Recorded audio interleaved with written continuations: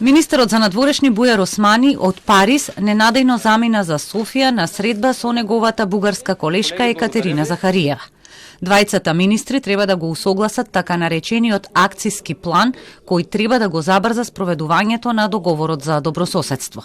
Македонската страна го објаснува документот како секторски план за соработка, од кој се изоставени историските и политичките прашања. Усогласеноста на двата документа кои што ги доставија двете страни е во финална фаза, така што се очекува попрецизно по оваа средба околу идните чекори. Бугарската страна бараше во документот да се најде и решение за некои отворени прашања, кои Македонија ги смета за политички. Тука се прашањето за употребата на долгото и краткото име на државата, прашањето за јазикот и за малцинството, нешто што Македонија проценува дека ќе и треба повеќе време за да го реши. Конечниот документ, што точно е договорено и што подразбира неговото спроведување, се чува во тајност.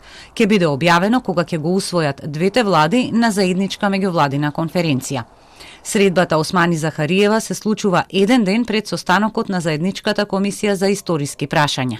Утре и задутре македонските и бугарските историчари треба да разговараат за уште два записника кои останаа неусогласени, пред се поради употребата на терминот македонски. Ке се разговара и за прашањето за Гоце Делчев и за учебниците по историја во Македонија за 7 оделение. Средбата на комисијата ќе се одржи онлайн, а како домакин се води македонската страна. И македонската и бугарската влада инсистираат дека работата на комисијата нема врска со акцискиот план.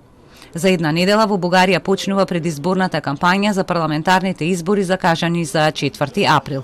Проценките се дека реален напредок во преговорите со Македонија би можело да се постигне по изборите во Бугарија, а евентуално тргање на бугарското вето за почеток на македонските преговори со Европската Унија се уште се чини далечно.